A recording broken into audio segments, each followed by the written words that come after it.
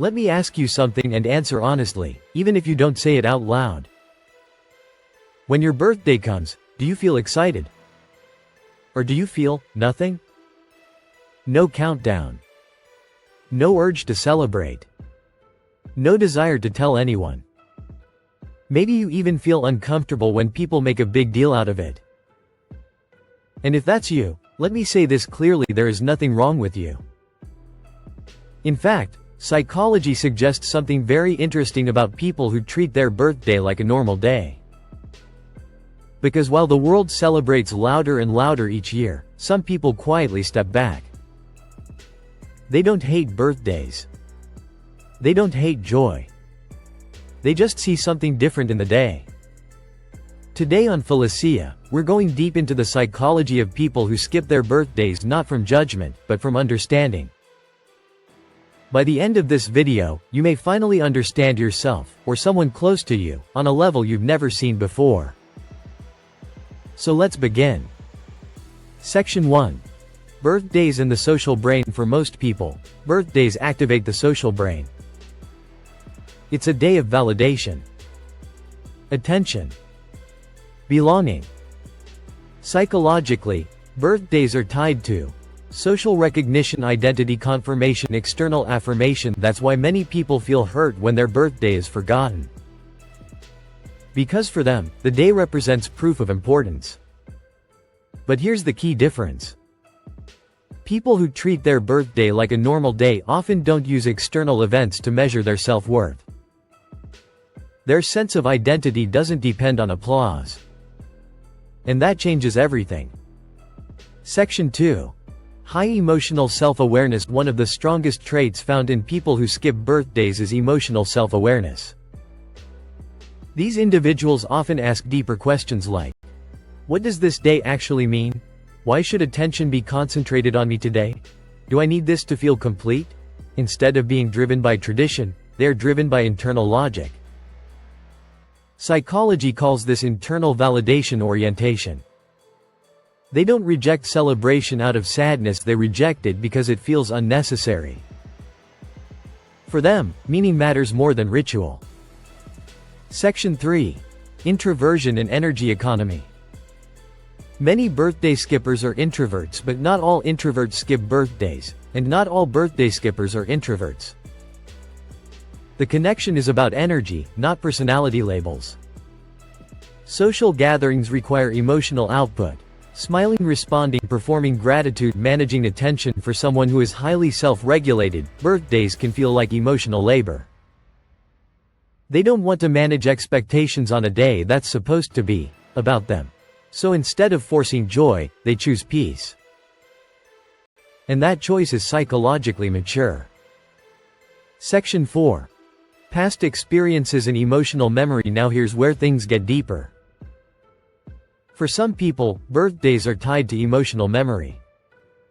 Maybe birthdays were ignored as a child, celebrations came with pressure or conflict, love was inconsistent, or attention felt conditional. The brain remembers emotions, not events. So when the date comes around, the nervous system doesn't feel joy, it feels neutrality or withdrawal. This isn't weakness. It's conditioning. And many people subconsciously protect themselves by minimizing the day altogether. Section 5. Trauma versus emotional boundaries. Important distinction here.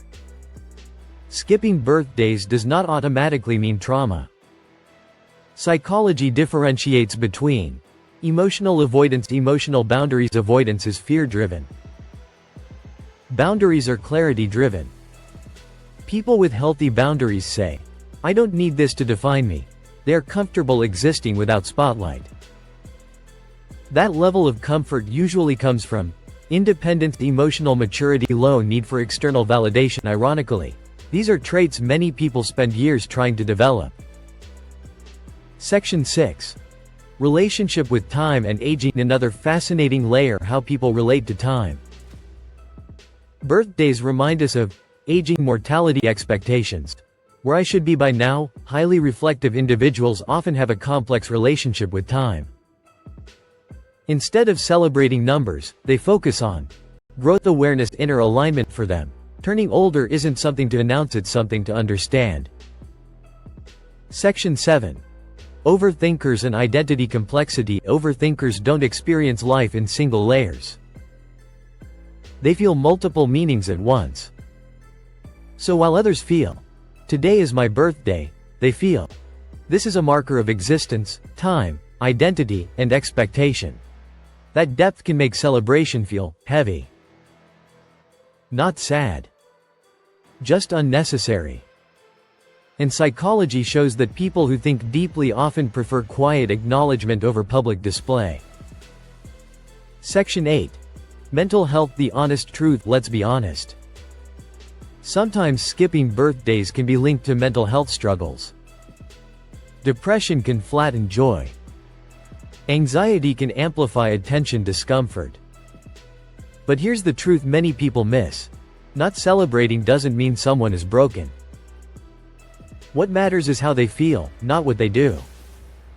If someone feels peaceful skipping birthdays, that's health. If someone feels pain but hides, that's where attention is needed. Context matters. Section 9.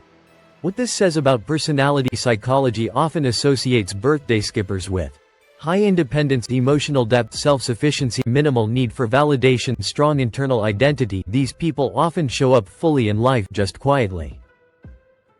They don't announce themselves. They are themselves. So if you've ever wondered, why don't I like celebrating my birthday? The answer may not be sadness. It may be self-knowledge. And if you know someone who skips birthdays, don't rush to label them distant or cold. They may simply be living from the inside out. If this video helped you understand yourself or someone else, then you're exactly the kind of thinker this channel is for. Here on Philosya, we explore the quiet psychology behind human behavior, the things people feel but rarely explain. If that resonates with you, consider subscribing. Not because you have to, but because this space might feel like home. I'll see you in the next video.